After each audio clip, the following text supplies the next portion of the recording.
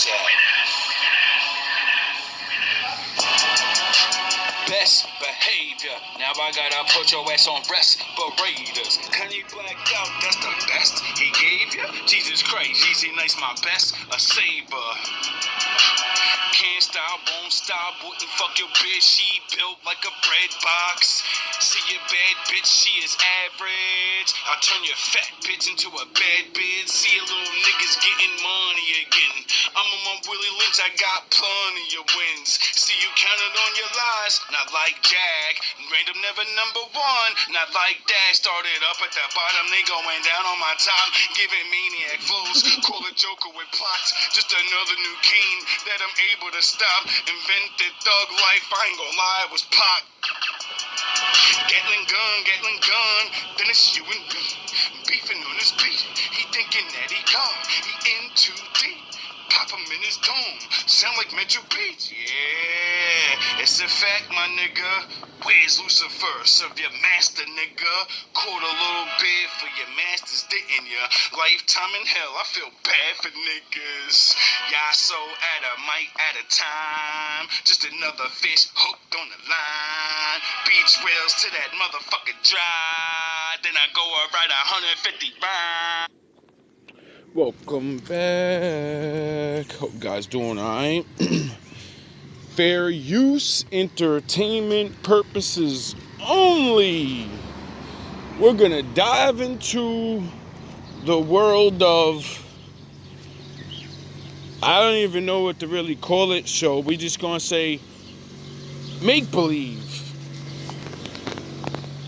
Welcome back. So I'm going over some guy's review of an old cartoon from the 80s or 90s, one of my childhood favorites, called The Gargoyles, and he's doing the entire series in an hour, like just talking. And Quick funny background story. As I'm doing GMB TV, right, I meet this girl and she has a name from that show. Now this show has always been something really I don't know, something that sticks in my mind for fucking some reason. And it's really a bunch of biblical names, people that were in one place and then get moved to another, and all these things, right? And then the love story was always I like the love story, you know? It's one of my things or something. And she betrayed Goliath. And I made a video about it to the girl, and I was trying to show her like why I can see certain women that are bad for me, because I've watched movies already, and it's like seeing my future in the past, and then when I live life, they are these characters from the movies, and I'm like, yeah, I see where this is gonna go. Like, I see who you are. You're a fucking betrayer. I already see what's going on now. And it's like very strange. Then, I thought that was it. I thought that was the message for, that was it. And then I forgot, because I haven't seen that cartoon in a long time. And like I say, there's so many things about your old favorite things that if you went back and heard the shit now, you'd be like, what the fuck? What? Like, it's just crazy, bro. I stumbled upon something that it's getting very fucking irritating. That you're always there. In all of my in everything, like, you're always there. That's a pretty cool trip, obviously, though this isn't really their honeymoon. It's actually a time-bending plot where Xanatos gets himself a relic from the past, a coin from Prince Malcolm. Now, bear with me for a second, time travel stories get really complicated. So Xanatos helps a Norman ambassador stave off some bandits and saves Princess Elena, Prince Malcolm's bride. The ambassador escorts Xanatos and his party to Castle Wyvern, where the wedding's being held, and for his help, Prince Malcolm gives Xanatos some coins. Now, these coins aren't worth that much at that point in time. However, Emperor Xanatos instructs the Norman ambassador to send the coins to David Xanatos in the year 1975, and to then send instructions on how to carry out the plot he's currently playing out 20 years following that. All of this is done as a roundabout way to jumpstart the Xanatos fortune in 1975. Oh, and just to make things more complicated, the Norman ambassador and David Xanatos are members of the Illuminati. That's why the ambassador to jumpstart the Xanatos fortune in 1975. Who? Oh, and just to make things more complicated, the Norman ambassador and David Xanatos are members of the Illuminati. That's why the ambassador helps him. Yeah? I just recently watched a YouTuber say goat. You know how they'd be like, you're the goat. He gave the different anagram I never heard before. He said, it's not greatest of all time, it's gang older than time. I said, oh shit, I ain't never heard that before. You heard that right. Members of the Illuminati. And trust me, we'll make sure and to get to them. Surely that's all the time-bending shenanigans behind us now, right? Well, no, not really. You see, Princess Elena was given a gift by her father. It wasn't supposed to make sense. You see, Demona and Macbeth were taken away by the Weird Sisters, and they had another spell cast on them to make them work together. But the Weird Sisters weren't trying to end Goliath and the Manhattan Clan. The real... I don't remember all of this, but, you know, it triggers other stories like the Three Sisters of Fate that I learned about, and all, like, these different, you know, Greek mythologies or something. Lucky number 3. So, you know, there's that. The goal for Demona and Macbeth was the retrieval of 3 special items: the Grimorum Arcanorum, the Eye of Odin, and the Phoenix Gate. As far as why the Weird Sisters want these items, well, that remains to be seen. For this next episode, Revelations, let's talk about the Illuminati. You know, the secret organizations that run the world from the shadows and whatnot. Now, Do tell. Yes. as I'm sure you have gathered, this show has a lot of moving parts. Flashbacks, time travel, witches, the whole 9. One of the more interesting of these moving parts are the episodes dedicated to Matthew Bluestone, Alyssa's partner, and his search for Mace Malone. Mace Malone is a crime boss and alleged member of the Illuminati. Spoiler alert, he is. Detective Bluestone has been on the search for a long while now, and leads have seemed to mostly run dry. That is, until his former partner, Martin Hacker, provides a lead along.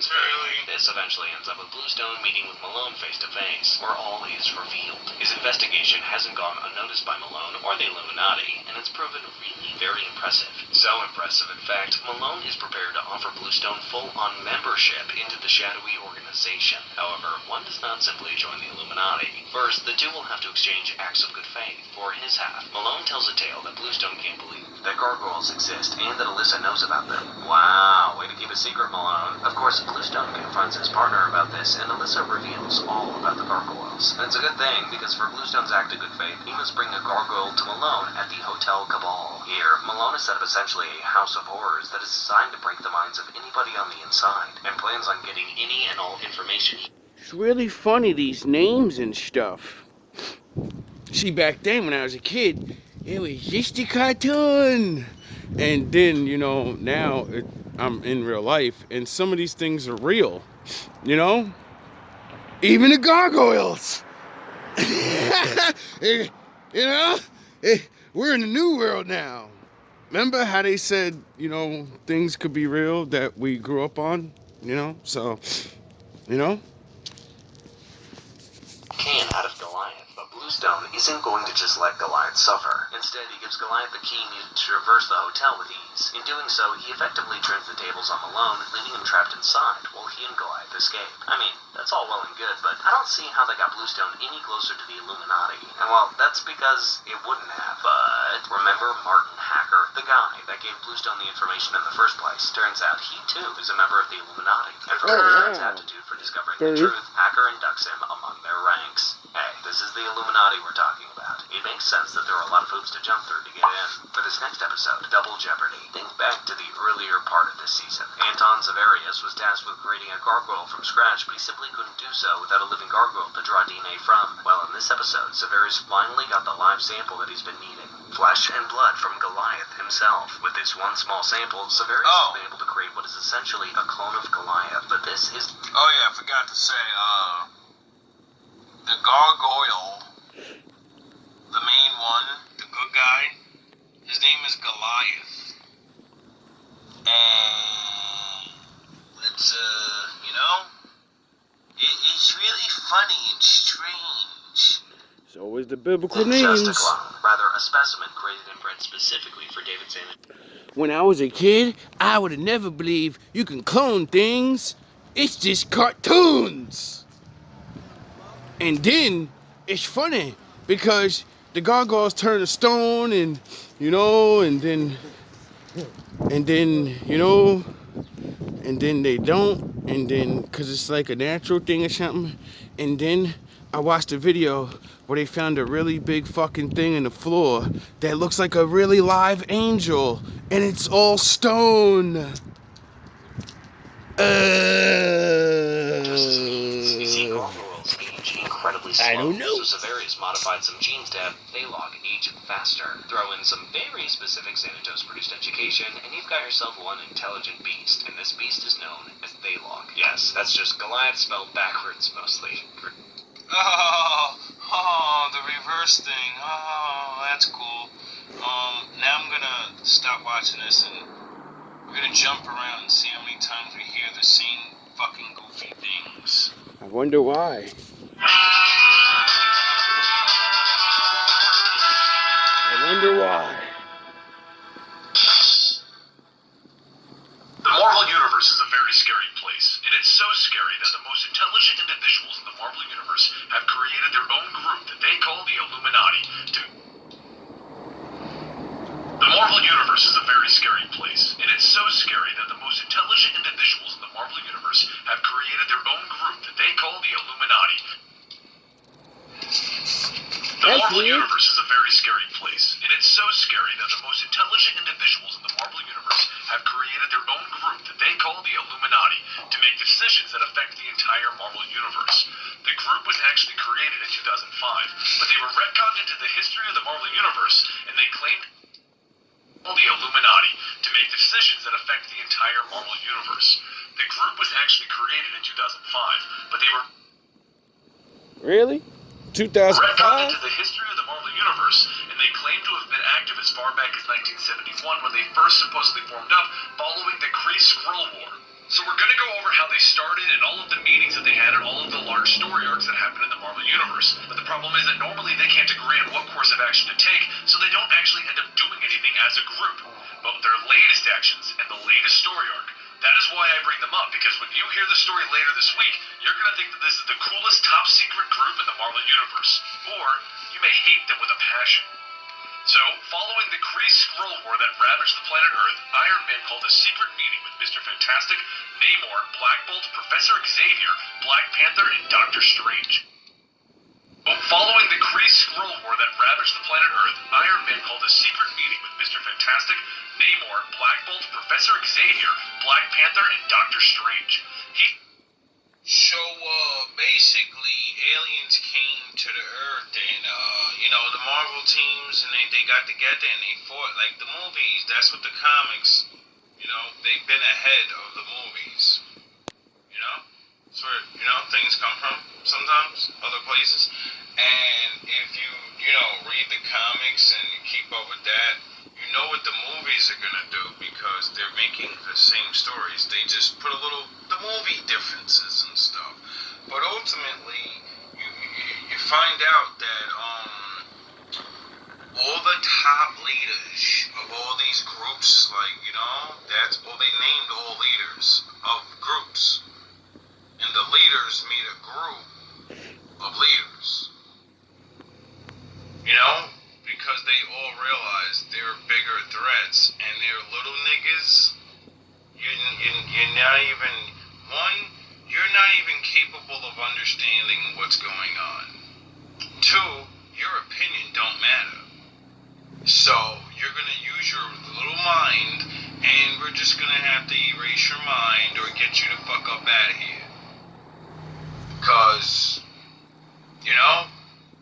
with great power comes great responsibility, and when you're on a table of worldwide power moves, idiots are not allowed.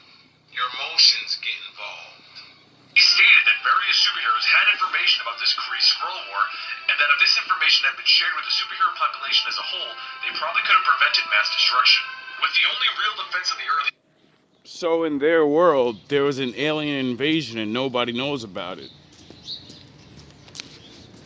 path to such threats being the superheroes, they need to share this information with the majority of them.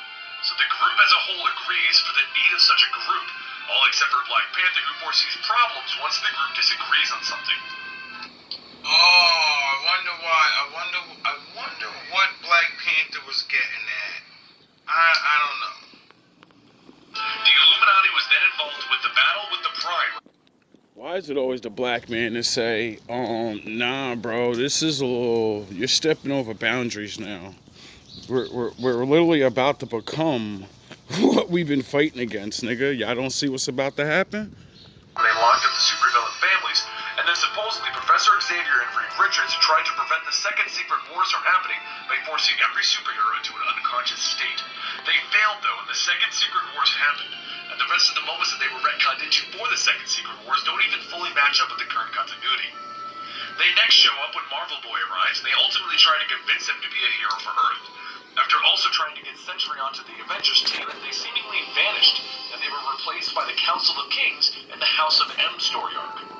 Once the House of M was ended and normal Magic reality was M. brought back to the forefront, the Illuminati started to get rather full of itself, and they decided that they could secretly make larger earth-shattering decisions. The first of these poor decisions came in the form of how to deal with the Hulk. You see, the Hulk went on a rampage in Las Vegas, prompting Maria Hill to approach Iron Man and think of a more permanent solution for the Hulk. Iron Man takes this problem to the Illuminati, and the decision is to launch the Hulk into space. The plan was to send him to a planet that was full of nothing but plant life. So, the greatest of the greats, you know, they realize the Incredible Hulk's a fucking problem, and he has this power where if he keeps getting mad, he just keeps getting strong. He has super healing ability, but he's a fucking moron when he turns into the Hulk. And the Hulk's taking over more and more every day. Every time he transforms into the Hulk he doesn't want to go back to being Bruce Banner. And he's figuring out how to, like, stay Hulk. So, you know, they're like, this guy's gonna be a fucking problem.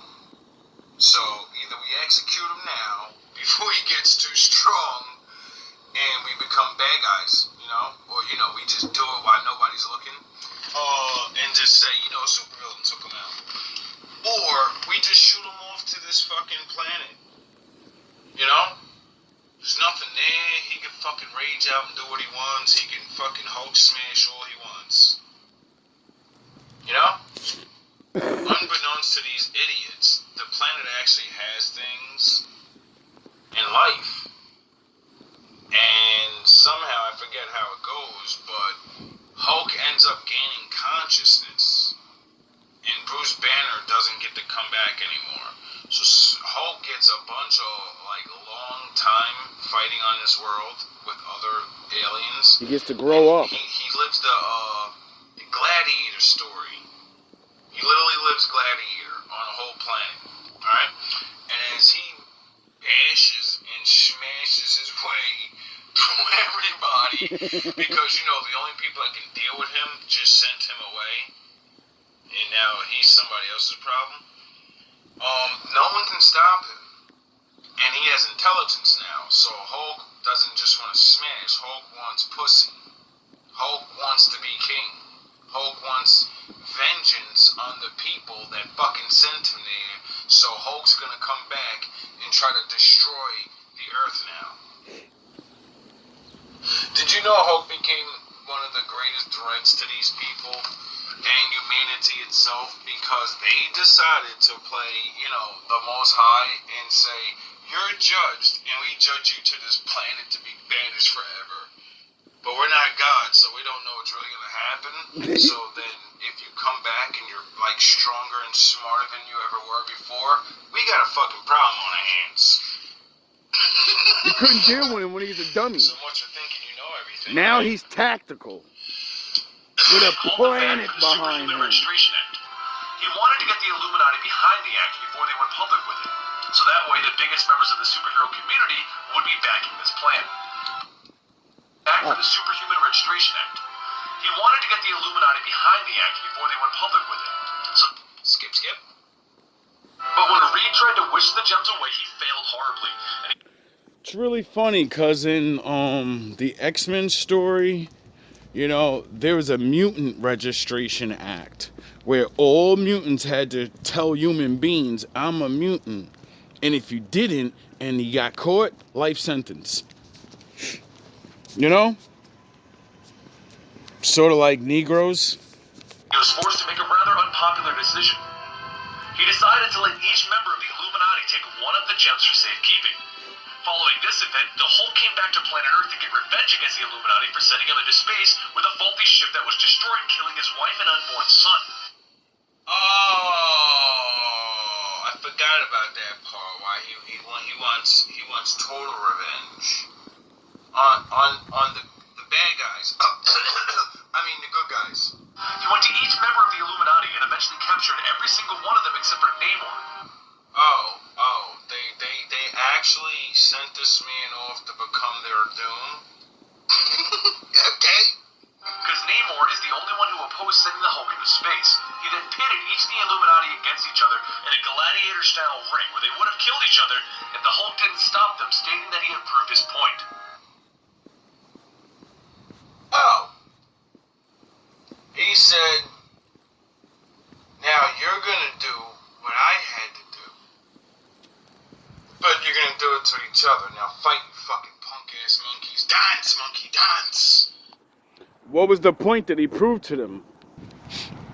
That you're not worthy to be heroes anymore. When you did that, you became villains. And I'm gonna prove it. None of you care about each other. Now fight to the death. And they couldn't beat him, so, you know, like the mere corny-ass niggas they fought each other and were going to kill each other. And like the Lord told Isaac, nah, dog, I don't really want you to kill your son. I just want to test you and see what you really about. Okay. And all the world's greatest heroes realize you're a fucking piece of shit. You're a piece of shit. You think you're so fucking smart, and now you made the biggest fucking problem of your life. And then being an actual merciful person because the Hulk has his own, you know, personality and shit, and he got to grow up. You know, Bruce Banner was holding him back. That's why he was rampaging and smashing shit uncontrollably, because he has the mind of a fucking newborn baby. Trapped in a world full of fucking little ants shooting things at him and screaming and making noise, and he's like, what the fuck, shut the fuck up, you know what I mean? Like, that's what Hulk was, a big ass baby surrounded by idiots making noise and fucking trying to knock his head off, and he's like, yo, alright, I'm gonna do exactly what a baby would do with super strength. I'm gonna silence everyone around me. What calms Hulk down? A woman. What makes him change back to a man? A woman. Mama, love. I need mama's love. And then go back to sleep. The Illuminati walked away thinking of what they had done, and the next time Iron Man called them together was when he found a Skrull posing as Elektra. We'll stop right there. The nation for this. He explains that a week ago, this guy grabbed his arm, scratching him, and warned him that they were all coming for all of you. Nightwing says that he wrote it off as a religious zealot, and with nothing to go on, Batman has to stand there and wait for the assassin that is apparently going to come and kill him as Bruce Wayne in 12 hours. Not one to shy away from his responsibilities, Bruce Wayne meets up with a friend of his named Lincoln, who's running for mayor. They have a discussion in which Lincoln tries to convince Bruce to give him his future vote in the upcoming election. And when Bruce can't decide right then and there, Lincoln mentions something very interesting. That Bruce may need some allies in the upcoming months. There's an evil returning to Gotham, an evil older than anything, and Bruce will need allies against them. That Bruce may need some allies in the upcoming months. There's an evil returning to Gotham, an evil older than anything, and Bruce will need allies against them. Bruce turns to Lincoln, shocked by what he's talking about, when the elevator opens and out steps Bruce's assassin. He immediately stabs Lincoln in the chest, and then he turns his attention to Bruce Wayne, and Bruce jumps right in. Though he has to hold back, because he doesn't know who may be watching, and he doesn't want them to put two and two together and figure out that he's secretly Batman. The Owls has sentenced Bruce Wayne to die. Bruce gets kicked out of the window of one of the tallest towers in Gotham, the Old Wayne Tower. The bridges of Gotham. Bruce's family has been building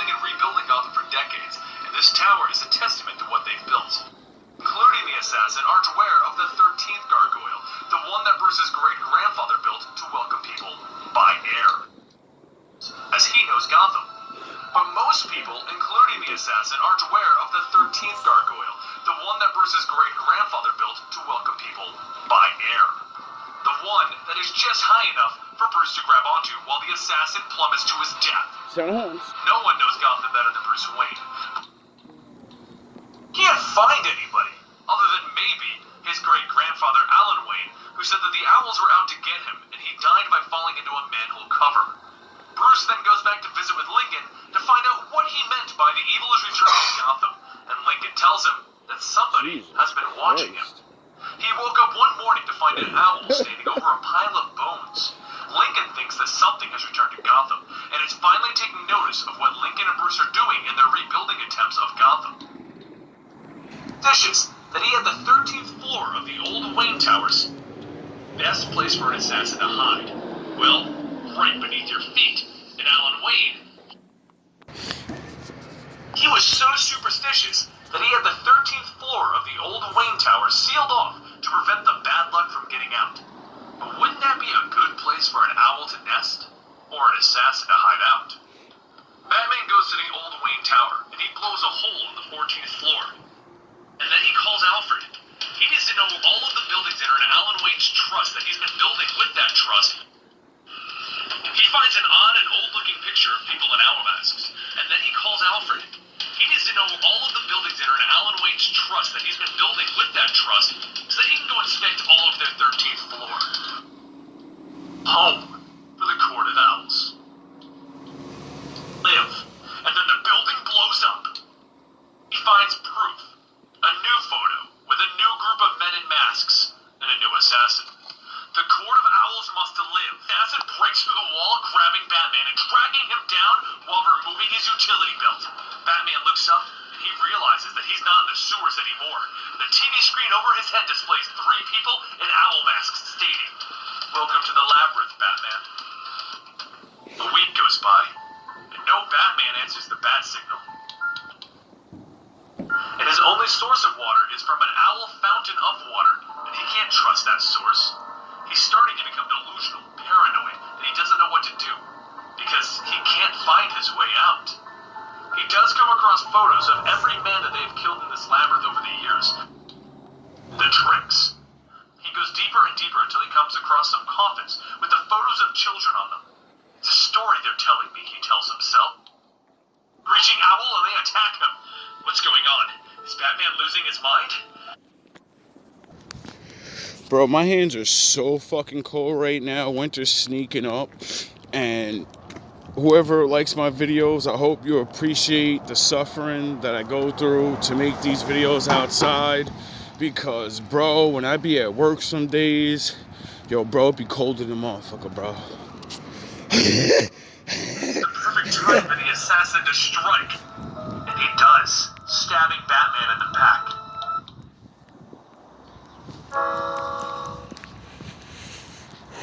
Back down below, Batman falls to the ground bleeding out, and the assassin explains, "Your body will be kept here as a trophy for the defeat." And for the asshole that said, "Why don't you just get gloves?" Shut the fuck up. No, I'm a Spartan warrior. I'm Batman, nigga. No.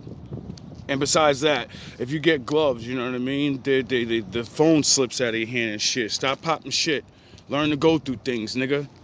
Be a fucking man. Of a valiant enemy. It is an honor, and there have only been 3 times before this that the Court of Owl has turned their victims into trophies. To you, he has no strength to go on. But then Batman sees it.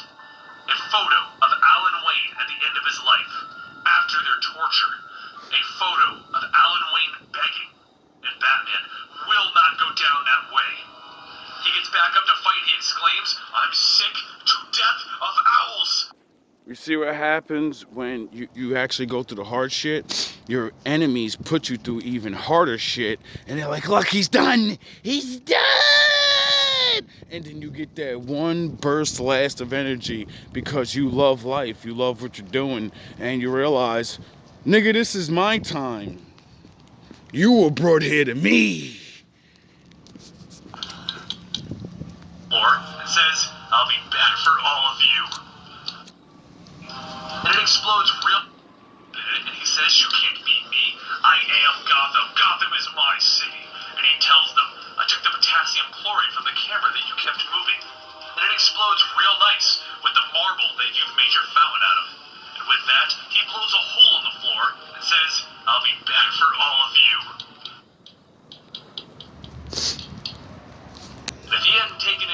anybody seen the moral of the story yet? People think they're God and they're not, and then your ass gonna find out the hard way. Nightwing would have been the next assassin. But this isn't where our story ends. Now we get a He has a surprise. microdrive that he acquired from one of the talents during their fight to Alfred. Alfred begins to dig into the microdrive, and he discovers that the talents aren't there for Batman. They're here to kill Bruce Wayne. This is the Batcave, and as the temperature of the cave drops, These guys now have a leader, right? They always did.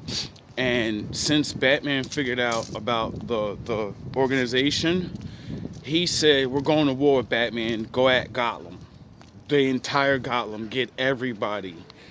Get all the rich people because they're good and they want to build things. We're getting rid of them. They're going bye-bye. You know? We're getting you're not rebuilding shit, nigga. So then all the Bat friends, all of the villains that actually fuck with Batman and realize like, yo, we ain't letting these niggas come over here and muscle our shit out of now, nigga. Like, well, I'll be good for today. And I'm gonna help you beat these niggas' asses. Bat family is busy. The birds of prey are busy fighting off against the first of the talents, who are trying to kill street vermin, as he puts it.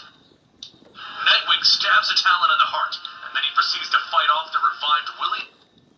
Change the bat signal into an owl signal. Straight taking these dudes out. Ain't no, oh, can't care. You're going bye-bye. And during of a descendant, as Cobb was his great-grandfather, Batgirl fights against Mary, a female talent who's trying to change the bat signal into an owl signal. And during all of this, Red Hood and the Outlaws fight against the talents who kidnapped Mr. Freeze. Yes, so that Batman can have. All of this is going on.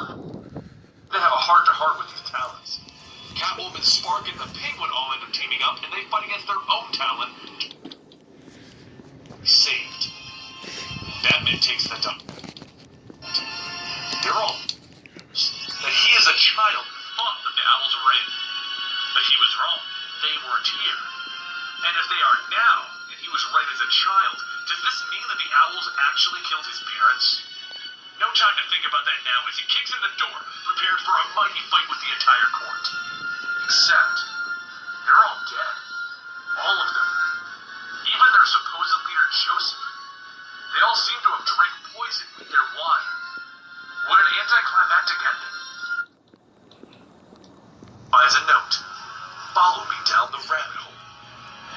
Batman quickly heads to the only sinkhole in Gotham, where he meets up with Lincoln March. Lincoln explains that he was working for the Court of Owls, and he saw their truth. He saw what they really were that day that they attacked Bruce and Lincoln. He also saw that Bruce was Batman that day, and he put Bruce Wayne's home. So Lincoln's mother couldn't have happened. Lincoln March is nothing more than a front created by the Court of Owls to be placed in a position of political power. But Lincoln laughs. That pin does belong to his mother. That pin was given to mothers who placed their children in this orphanage. His mother's name was Martha Wayne. That pin does belong to his mother. That pin was given to mothers who placed their children in this orphanage. His mother's name was Martha Wayne. Lincoln's real name is Thomas Wayne Jr., and he is Bruce Wayne's brother. He was born early, and the Waynes placed him in this orphanage to heal up. But Batman, he tells him that he's insane. The Court of Owls gave him that story, and it can't be true. His parents would never do that. The two men begin to fight it out, with Lincoln going on about how it's a story as old as time. Two brothers, one rich, one poor, and the rich one forgetting his kin. That. The two men begin to fight it out, with Lincoln going on about how it's a story as old as time. Two brothers, one rich, one poor, and the Yeah, it's funny that since I've been doing GMB TV, you know, season 1 and 2 and 3 was all about, you know, the two brother war. That there's two brothers in time for every generation, and they're gonna beef with each other. Vegeta and Goku, Ken and Ryu, blah blah blah blah blah blah blah blah blah blah. Get it? And all this shit has to do with real life. And I'm starting to understand more and more. And whoever you are, you got work to do. One freak getting his kid followed, and Bruce explained. First off, while many of the court's heads were killed either by themselves drinking poison or by Lincoln March tricking them, there were many more for Batman to find, and there's also a series of remaining talons out there in the city. Also, there was another Wayne child. When Bruce was 3, there was a car accident, and the child that marked to a series of remaining talons out there in the city. Also, there was another Wayne child. When Bruce was 3, there was a car accident, and the child that Martha Wayne was pregnant with was born prematurely. The child was expected to have brain damage and would remain in a vegetative state. After 12 hours, the child supposedly died in the hospital. But within hours of the child's death, a child was admitted to the Willowwood Orphanage, the one that Lincoln March grew up in. Martha Wayne was then documented as visiting the orphanage frequently, but there is a chance that her visits and the pin that she wore are both linked to the many charities that she funded. Bruce doesn't believe that his parents would have done something so heinous, but without Lincoln March's DNA, he can't be positive. Dick Grayson asks him if he'll be okay not knowing, and Bruce tells him that he'll solve this mystery eventually. Who are the Court of Owls? Court of Owls is a secret organization consisting of the most powerful and influential people of Gotham City. Who are the Court of Owls?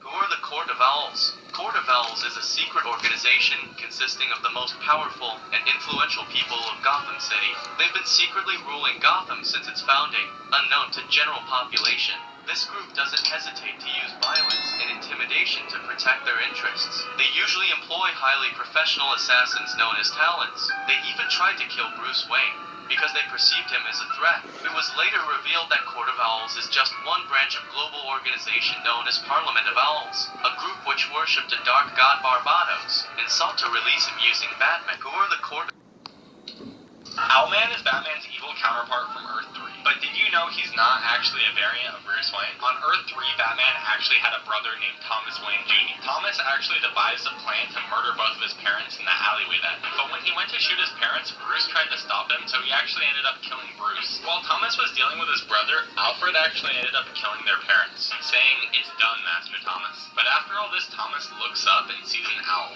deciding to become Owlman. As Owlman, he's completely ruthless and will do anything to get what he wants, including murder. He was so evil that when he decided that he wanted a sidekick, he went out and found Dick Grayson and ended up murdering his parents. He did this by tampering with the wires that they swung from, causing them to fall to their death, and uses Dick's pain to manipulate him into becoming his sidekick power. Not to mention, he pretty much just murders all of his villains. So yeah, if you were up to no good, you better hope that you find Batman and not Owl. Welcome back. So if Batman, was part of one of the richest families in Gotham, and all of the owls were the richest families in Gotham, how the fuck wasn't Batman's parents owls? And, you see how they do their members. So either his parents was a part of it, in a small or large way. And just like all the other, stories in the world, people figure things out, and then they're like, I don't want to do this no more. And then your ass go bye-bye,